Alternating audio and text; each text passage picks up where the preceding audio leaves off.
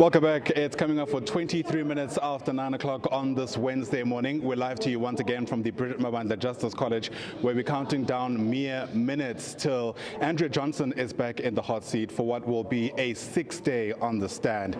I think it was Warren Buffett who spoke once about how it takes years to build reputations and just seconds for all of it to come crumbling down. And I think many people will look back at Andrea Johnson's time here at the Madlanga Commission of Inquiry and remember that analogy, because despite her experience, it's all really come down spectacularly given just how important her time on the stand has been in the wake of the concessions that she has made at different vantage points.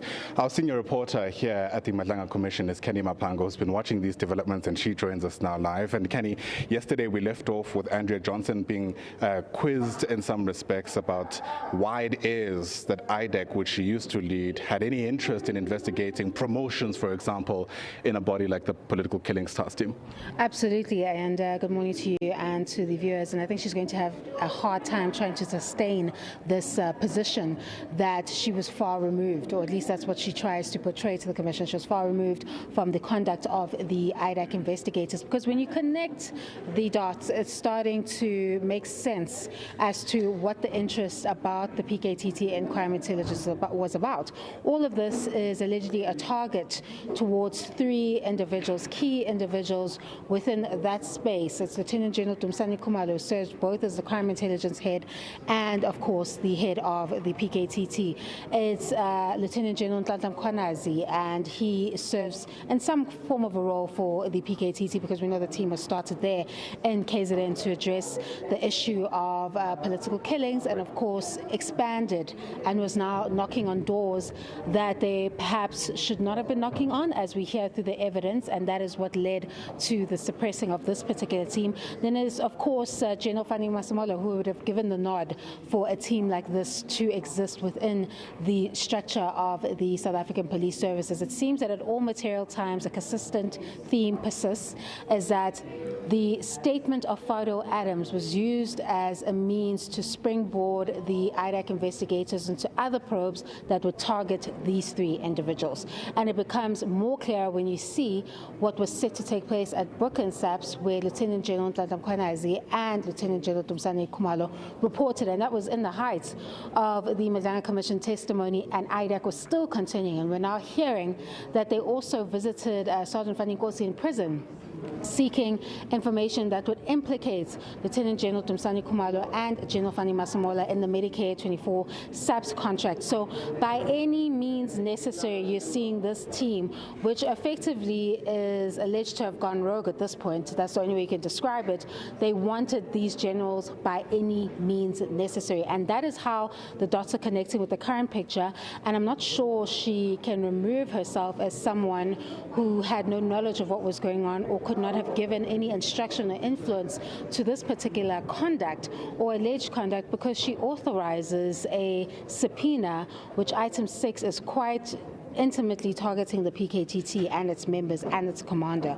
Why would you need that information for a deviation allegation about the appointment of Lieutenant General Dumisani Khumalo? Where does the PKTT even enter in a conversation of that nature? It's going to be very difficult, knowing that this takes place after the disbandment decision, and it's in April, and she signs off on this subpoena, and we later see people entering the criminal dock that are quite intimately involved with the PKTT and crime intelligence, because we do know that those operations was the PKTT supporting counterintelligence to pounce on these alleged cartel members. The dots are starting to connect, and the only question now is getting to the cracks of who is this individual that would have influenced or triggered this kind of conduct from IDAC. But IDAC is seemingly quite central in this alleged fight back. It wasn't used as a tool rather to fight high-level corruption. It was definitely in this SABC factional battle that had been waged on since the arrest of Katiso Katie Malefa and Vusimuzi Matlala. You raised that question about what exactly is at play here, and I suppose it's a good time for us to just go back to the testimony yesterday briefly, where Advocate Sandy Khumalo, one of the commissioners of this inquiry, posed that very question about whether or not there's a hidden hand perhaps in IDAC that might explain its decision-making. Take a listen. Looking at these documents, speaking for myself, it looks like there was a hidden hand driving IDAC's investigations into crime intelligence and PKTT. And the question is, who and what is that hidden hand? Because this is not Mr. Adams's complaint. We've established that. Correct.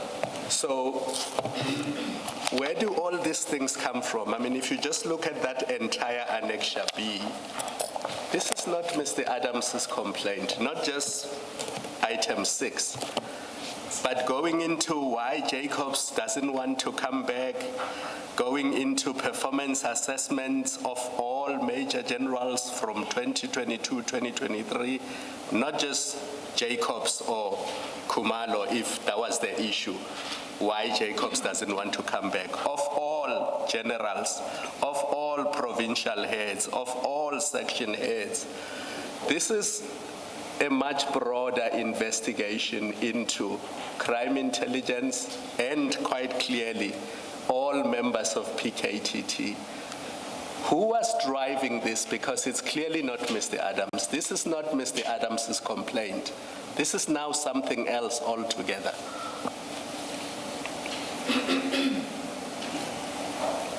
I hear you, Commissioner. And does it look that way to you too? Because I could be completely wrong. Let's be fair.